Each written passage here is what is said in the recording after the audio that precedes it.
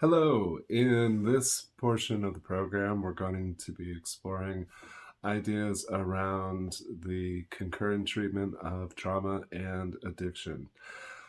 My hope is that each of the programs on this site become interactive and that they expand based on questions that you all have and topics that you'd like to see addressed.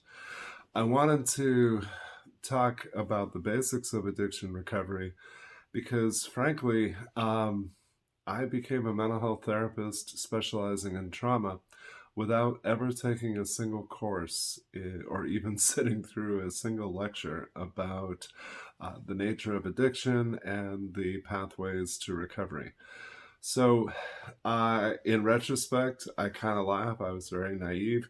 I specialized in trauma recovery in the context of mental health, and very early on found that the work that I did with children was very taxing but reasonably straightforward. The work that I was doing with adults started to feel very repetitive, and progress seemed to be occurring at really a snail's pace. And when I dug just a little bit deeper, what I found was that with most of the adolescents and nearly all of the adult survivors that I was serving, the overwhelming majority of them were using substances to cope, and many of them had already crossed the line into a substance use disorder. So at the time, I remember kind of panicking and thinking, well, I got to get up to speed in a hurry. So I called a good friend of mine who had long-term recovery from alcoholism, and I said, okay, if there was one book that I was going to read to get up to speed in a hurry, what would it be? And she laughed at me and said, The Big Book of Alcoholics Anonymous. And I was surprised at that because everything that I had learned in graduate school and most of what I had encountered in the field, the research about 12-step programs is less than complimentary. The findings are questionable as far as its effectiveness, but there's a lot of things that I've kind of re-examined over the years. And one of the first most obvious aspects that jumped out at me when I started reading research about the effectiveness of different types of interventions in addiction recovery was that AA and NA and really all of the 12-step programs are very different in a pretty obvious and important way. They're all free.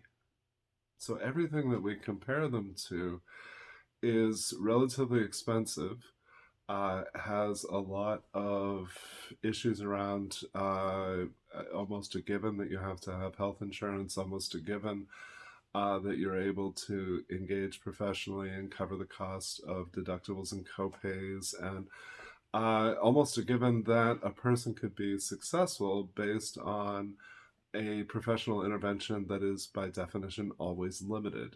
So what we're able to provide professionally is limited by managed care. It's limited by the format of the program. So even in the extreme of a long-term residential rehab, that's going to be for a fixed amount of time, and then we know that the person's going to have what is often a precarious transition back to the community. In IOPs and in individual counseling, we're time limited and we're not available typically after hours. By contrast, my friends in 12-step fellowships are widely available after hours, not a problem. Nights, weekends, that's when they get together the most. And so I see a real value in 12-step fellowships. But that being said, I see a real value in anything that helps a person attain abstinence or sobriety. I see real value in harm reduction, and I honor all pathways to recovery. So whether that's medicated assisted treatment or the pursuit of abstinence or using a less harmful substance, I support all of those pathways because what I know is that each one of them creates greater opportunities and possibilities for a person to become healthier and live a higher quality of life. What I also know is that millions and millions of people experience mental health problems, but never really experience a substance use disorder.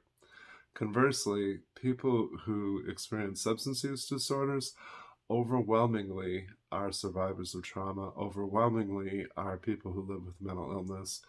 And even in the percentage of people who find their way into addiction without a history of trauma or mental illness, will almost assuredly experience those in the places that addiction takes them.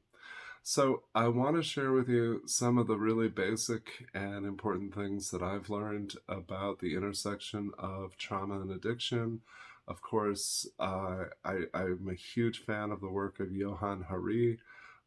He is the author, and he does a TED Talk on everything you know about addiction is wrong. Everything that he describes, I think, is extraordinarily invaluable to any conceptualization of the treatment of trauma and addiction. And I would say, unfortunately, people who work in the trenches of addiction recovery could have, had they been asked, could have told us this at least 20 years ago.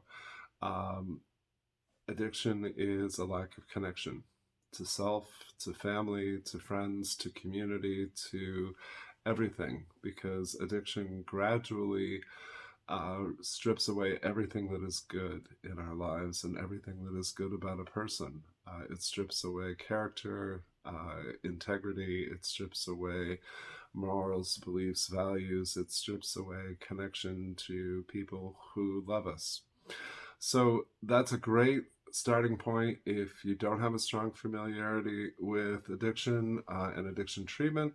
I would definitely suggest that you check out Johann's Hari stuff, and I would also suggest that you read the 12-step fellowships, their materials, the Big Book of Alcoholics Anonymous, the Workbook of Narcotics Anonymous, and I strongly recommend everything that's been written about adult children of alcoholics, because what I've learned over the years is that the same type of common characteristics and roles that come out of families of addiction are very, very similar to the characteristics and roles that come out of families where abuse or neglect is present, even if a substance use disorder is not. So those are some starting points of the conversation. Over the next few videos, we'll cover specific aspects of trauma recovery and addiction recovery. And again, my hope is that each of these programs, each of these segments, become enriched with further videos and writing based on your questions and your suggestions for topics. Thank you.